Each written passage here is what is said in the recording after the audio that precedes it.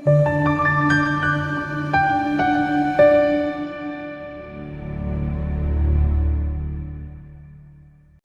ngenkulu intokozo kuyi-channel kama uPastor WeNingi. Nanku umfanekiso oqoshiwe siwulethela wena njengamanje. Uma ubhekile yazi ukuthi siwenzeke ngothando, nawe ngakhombisa kuthando ukuthi-ke uma usuyibukile le video bese uyi-like, uma usuqedile ukuyibuka wazi ukuthi akhona amavideo esiwenzile amanye ungakwazi nakona ukuthi uwabuke.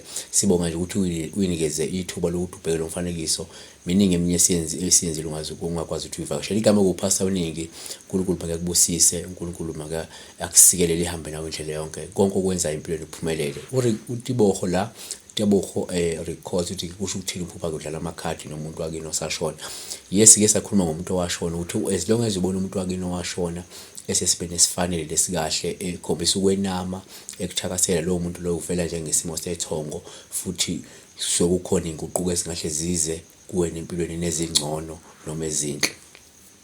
Ngifuna sifokase kakhulu kumakhadi ukuthi uma uphupha nje udlala amakhadi futhi uphumelela, lolu phawu oluhle ngoba la luvame ukuthi livezela ukuthi umuntu osuke ezoba nenhlanhla empilweni, umuntu osuke ezozuza mhlawumbe imali noma imihlomulo ngezinto ozenzayo empilweni, yabona.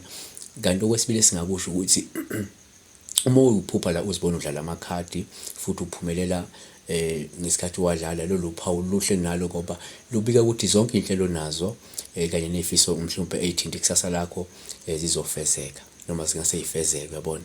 Singakuveza futhi ukuthi okwesithathu uma ngenzeka uphupha nje udlala amakhadi kuba uphawu osuke selusho ukuthi uzophumelela mhlawumbe kwezothando, noma kungase uthole umshado maduzane uma ukuthi unomulingani njengamanje okuthandayo noma onayo nje, noma une-boyfriend noma nomuntu osuke naye yabo othanda naye, ngenzeka mhlawumbe egcine eproposile, yabo.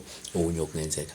Okwesine esingakuveza la uthi uma uphupha la udlala amakhadi, ikakhulukazi lawa anophawu lwenhliziyo, lolu phawu oluhle kakhulu ngoba liye luthinte la ubudlelwano obuhle obunothando, liye lithinte futhi nomshado ongase uqinise mhlawumbe uthando futhi, noma-ke ongahle ukulethele mhlawumbe injabulo, yabona. Usho uma ukuthi njengamanje usebudlelwaneni, lindela ukuthi uzoba nothando, lindela ukuthi mhlawumbe ungahle uthole nomshado, lindela futhi injabulo, yabona. Kodwa singakuveza futhi ukuthi okwesihlanu uma ngenzeka uphuphela udlala amakhadi anombala wedayimani, lolu-ke sewuphawu olubi ngoba lolu luyakuxwayisa empilweni ukuthi-ke lindela ukuthi ungase ushade nomuntu mhlawumbe omuncu, lindela ukuthi ungase ushade nomuntu olukhuni, lindela ukuthi mhlawumbe ungashada nomuntu ongathembekile, kepha ozozenza muhle ebusweni bakho.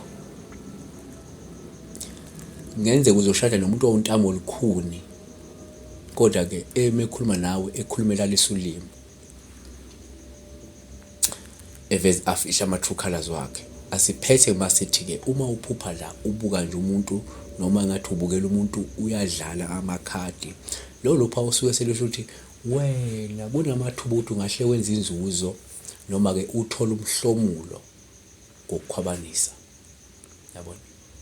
Noma kasithi thina uma uphupha ubuka umuntu edlala amakhadi noma ubukela abantu bedlala amakhadi kwesinye isikhathi, lokhu ubukile wena uphawu lolu suyakubikela ukuthi ngane kwethu wena uzothola inzuzo ngendlela engekho emthethweni nengamukelekile, ngokuthi uzibe unembeza, noma unembeza ukushaya uzibe uqhubeke wenze into ethile ukuze uzuze wena, kodwa ube wazi leyo nto leyo yamukelekile.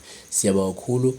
uNkulunkulu engathi-ke ngakubusisa usabuka lo mfanekiso. Ungakhohlwa-ke ukuthi udlule ngo-like kule video. Siyenze ngolukhulu uthando, siyenze ngokukhulu ukuyimisela, siyenze ngenhloso ukuthi ikusize.